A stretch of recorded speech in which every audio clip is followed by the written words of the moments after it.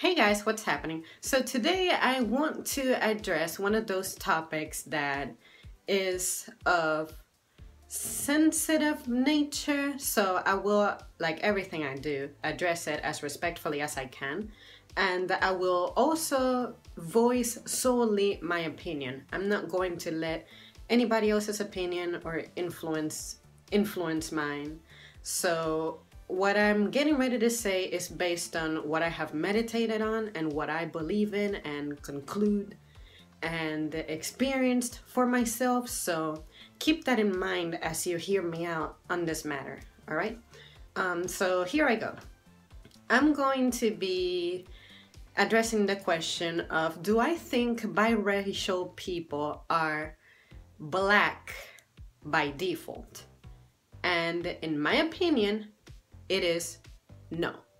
And let me tell you why I think that. As you can see, I am clearly a person of mixed heritage. I have some black, some native, and white. Honestly, my European side is like predominant from what I understand and know about the history of my family. But at the same time, it's like there's the mixed and the Afro stuff going on. So, you know, those are going to meet at some point. And in the most recent generations, those two have been the more predominant ones. So in a sense, it's put my European side to sleep, in a sense, if that makes sense. Like my parents, if you look at my mom, you can tell that she's not 100% white, but she has more of those features easily noticeable. Whereas my father, you would think that he's a brother, but he himself has European features that stand out presently. So just to give you kind of an idea of what you can expect from my lineage. And what makes me say that if you are biracial, you're not black by default is because, how can I describe this? Let's say that you take a different breed of a dog and you mix it with another different breed of a dog. You're going to not have either breed. You're going to have a mixture of both. Therefore, in a sense, you are creating a whole new race, a whole new line, a whole new set of genetics that will produce new features and new phenotype. Same thing with humans. As humans, since we have a society with laws and rules and definitions of things, it's like all of a sudden we tried to keep it simple yet complicated by just saying you're either black or white. And that is more specifically so in the United States, because this country has had its share of conflicts revolving on this issue. If you go back to my Serena video, somewhere in the comments, I remember saying something about that one drop rule.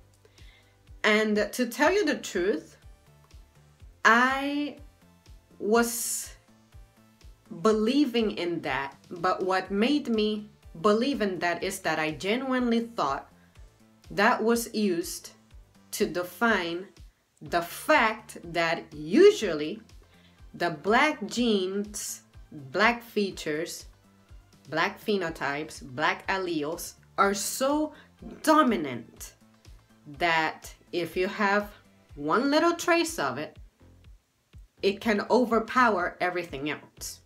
And what I mean by that is, let me go back to my family. There have been couples who are mostly pale.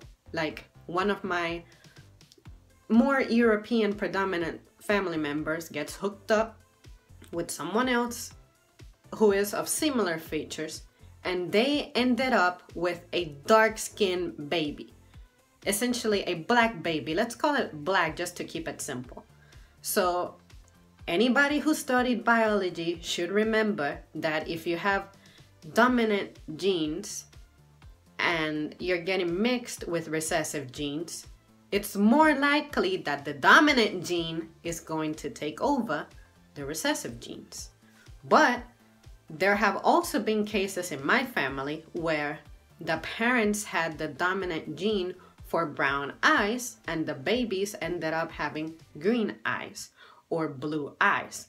Like, both of my maternal grandparents had green eyes. My mother's eldest brother has blue eyes, and my uncle, who is older than my brother but younger than the eldest, I mean not my brother, my mom's brother, the middle brother, he has green eyes, and my mom has hazel green eyes.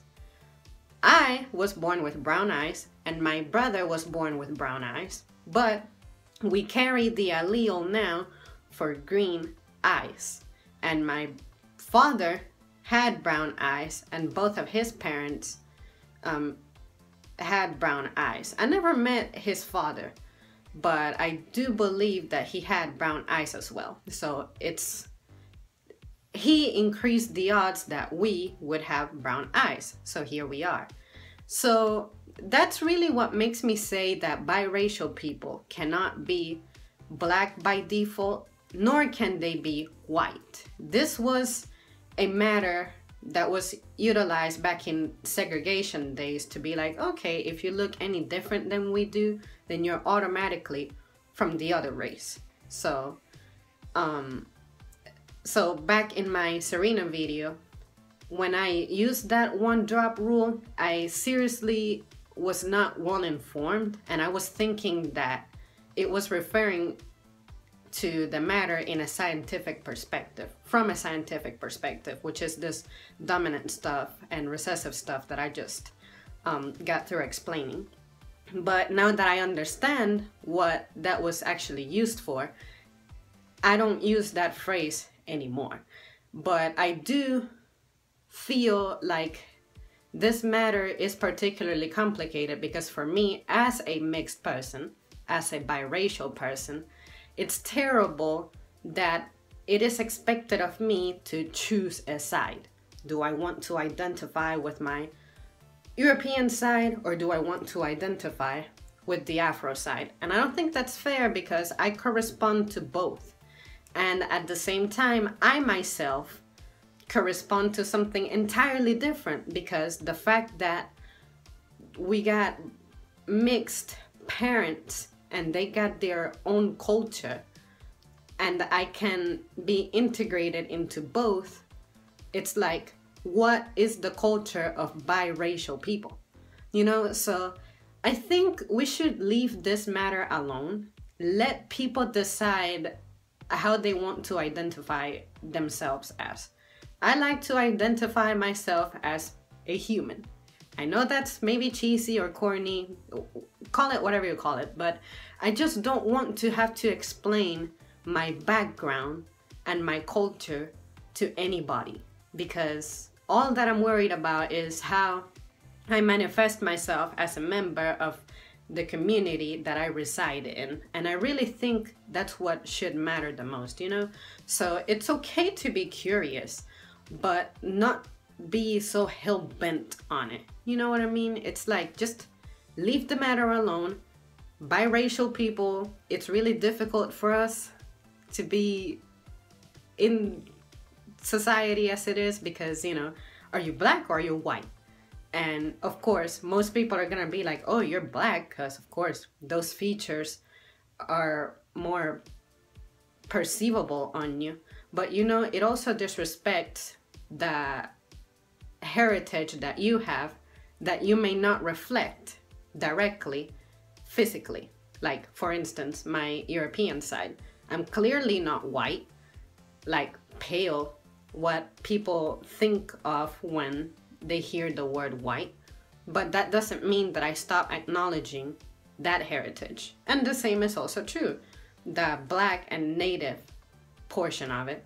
Just because I do not 100% reflect one of those traits dominating over everything else, it doesn't mean that I'm gonna be like, all right, I'm black, but you know, I'm going to stick to the blackness, and I'm not going to ever say that in my family there has been white people, you know, for the sake of, you know, black pride, and vice versa.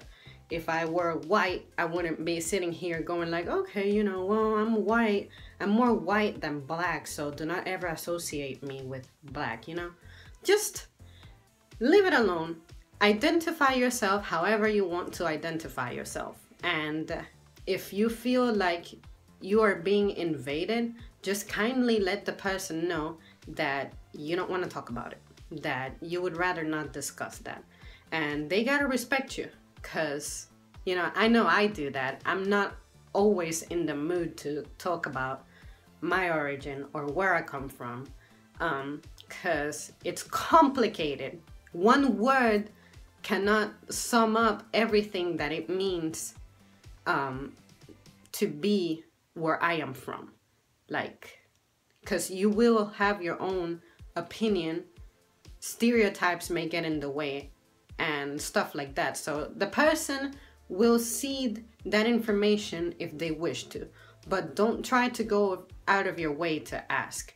Your curiosity shouldn't push you into doing that, because it's no big deal. Just, you see a person, treat them nicely, and if they have trouble with the language or something like that, find a way to accommodate them, but do not try to make them feel uncomfortable about how they look like or how they sound like or what their accent is like, because it really doesn't matter. If they're nice people, they're good people, they're nice to have around, they're nice to you, leave them alone. And do not insist on making a issue out of everything and making it about a race issue, you know, because not everything is a race issue, and everybody's background should be respected.